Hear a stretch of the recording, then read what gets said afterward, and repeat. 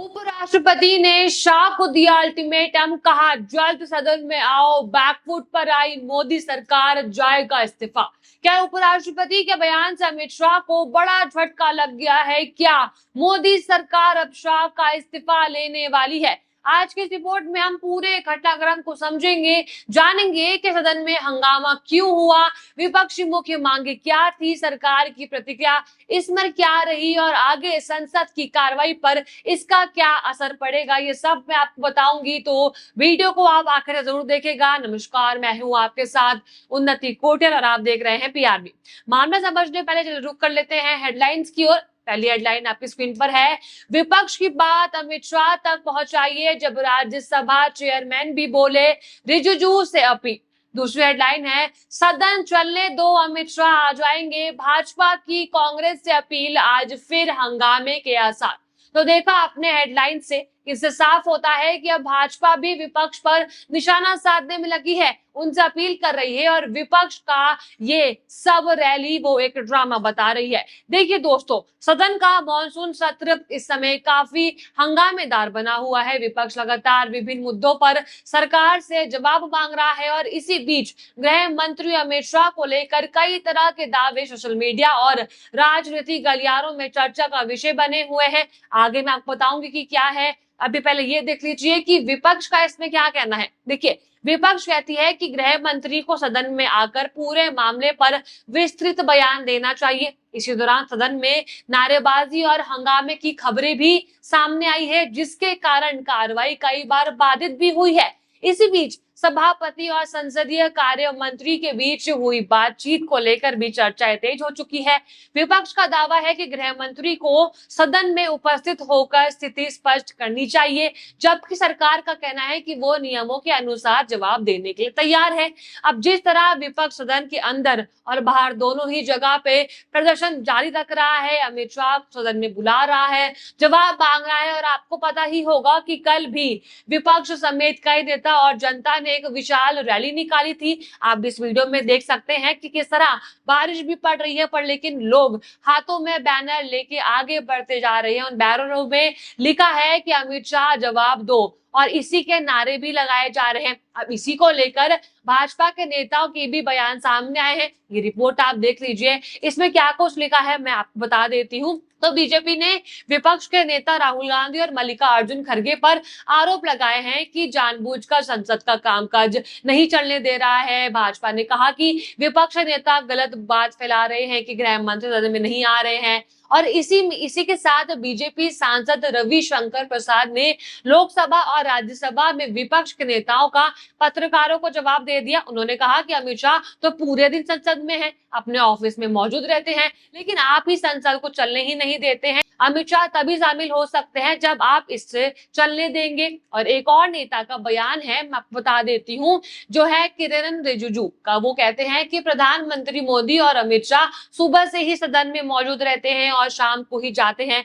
विपक्ष ही है जो सदन में कामकाज नहीं चलने दे रहा है और बाकी सब चीजें भी। पर लेकिन अगर आप इसमें ध्यान दें कि ये सब बयान भाजपा तब दे रही है जब चंदा चोरी का मुद्दा यहाँ पे उठाया जा रहा है। अमित शाह को बुलाया जा रहा है कि जो बच्चों पे लाठीचार्ज हुई थी और उन पे पैलेट गन चलाई गई थी, उसका जवाब दे। उस सबको हटाकर जो ये भाजपा है, ये इन सब चीजों में ध्यान दे रही है। वो आरोप लगा रही है विपक्ष पर कि उनकी वजह से बाधित हो रहा है। पर लेकिन सवाल तो यही है ना कि जब गृह मंत्री सदन में आएंगे, जवाब देंगे, सामना करेंगे, तब कुछ निष्कर्ष निकाल पाएंगे। और इसी बहस में शामिल हुए हमारे मल्लिकार्जुन खड़गे। उनका क्या कुछ बयान आया, आप जरा सुनिए। अब रिज्जू से मुझे सीखना पड़ रहा है।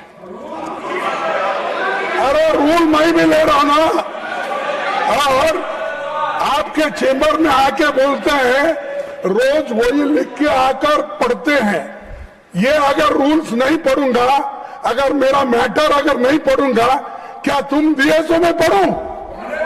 अरे it is my right what to speak, when to speak, how to speak. सुना आपने? वो कहते हैं कि अब रिजिजू बताएंगे कि मुझे कब, कहां, कैसे, क्या बोलना चाहिए। और वो सदन में आते हैं और कहते हैं कि मुझे कुछ भी, मैं कुछ भी बोलता हूं।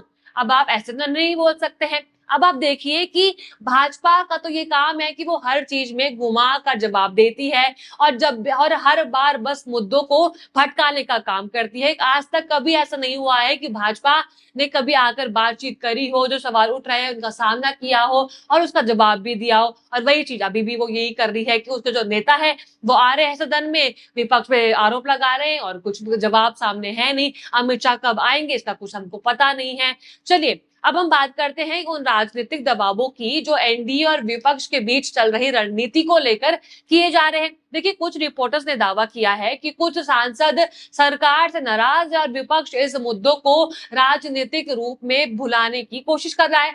हालांकि इन दावों की आधिकारिक पुष्टि अभी नहीं हुई है। देखिए संसद के भीतर और बाहर दोनों जगह बयानबाजी तेज है। विपक्ष का आरोप है कि सरकार महत्वपूर्ण सवालों से बच रही है, जबकि सरकार विपक्ष पर केवल हंगामा करने का आरोप लगा रही है। इस दौरान सुरक्षा व्यवस्था, कानून व्यवस्था और हाल की घटनाओं को लेकर भी बहस बहुत तेज हो चुकी है।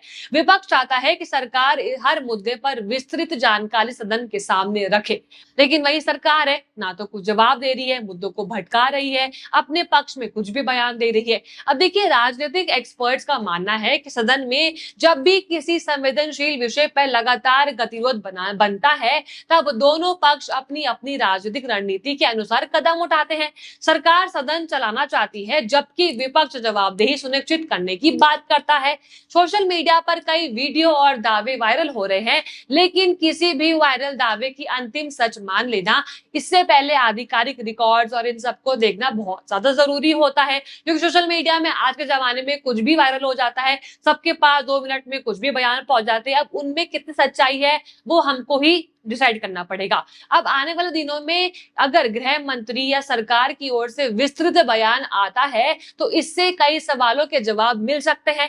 वहीं विपक्ष भी इस मुद्दे को संसद और जनता के बीच लगातार उठाने की तैयारी में है। अब हम बात करते हैं संसदीय प्रक्रिया की। देखिए अगर किसी मंत्री से बयान देने की मांग उठती है तो उसका स्वरूप परिस्थितियों और संसदीय नियमों पर निर्भर करता है। हर राजनीतिक मांग अपने आप किसी कानूनी या दंडात्मक नोटिस में नहीं बदल सकती है। कई बार सभापति या स्पीकर सरकार से आग्रह करते हैं कि संबंधित मंत्री सदन में आकर स्थिति स्पष्ट करे, लेकिन उसकी प्रक्रिया संसदीय नियमों के अनुसार तय होती है और इसी वजह से राजनीतिक बयान और संसदीय कार्रवाई दोनों में अंतर समझना जरूरी है। देखिए एक्सपर्ट्स का मानना है कि आने वाले दिनों में सरकार और विपक्ष के बीच टकराव और भी ज्यादा तेज हो सकता है। अगर दोनों पक्ष चर्चा पर सहमत होते हैं तो सदन में विस्तृत बहस देखने को मिल सकती है, और लेकिन वहीं अगर गतिरोध और भी जारी रहता है तो कार्रवाई बार बार प्रभावित होने की संभावनाएं भी बढ़ सकती है। अब इस पूरे घटनाक्रम का असर केवल संसद तक सीमित नहीं रहा है, इसका राजनीतिक संदेश भी दूर तक जाता है, क्योंकि संसद में होने वाली बहस अक्सर जनता के बीच राजनीतिक विमर्श का हिस्सा बन जाता है। अब सबसे बड़ा सवाल यह आता है कि क्या आने वाले दिनों में गृह मंत्री सदन में विस्तृत बयान देंगे, क्या विपक्ष अपनी रणनीति बदलेगा और क्या संसद का गतिरोध समाप्त होगा। इन सभी सवालों के जवाब आने वाले दिनों में की संसदीय कार्रवाई में तय होंगे। फिलहाल इतना तय है कि ये मुद्दा आने वाले समय में भी राजनीतिक बहस का केंद्र बना रहेगा और सरकार तथा विपक्ष दोनों अपनी अपनी रणनीति के साथ मैदान में नजर आएंगे। आप इस पूरे मामले को किस तरह देखते हैं? क्या संसद में विस्तृत चर्चा होनी चाहिए? क्या भाजपा अमित शाह और मोदी का बचाव कर रही है? आपको जो भी लगता है आप अपनी राय कमेंट बॉक्स में बताइएगा, और अगर आपको वीडियो अच्छी लगी हो तो लाइक करें, शेयर करें और बने रहिए PRB के साथ। धन्यवाद।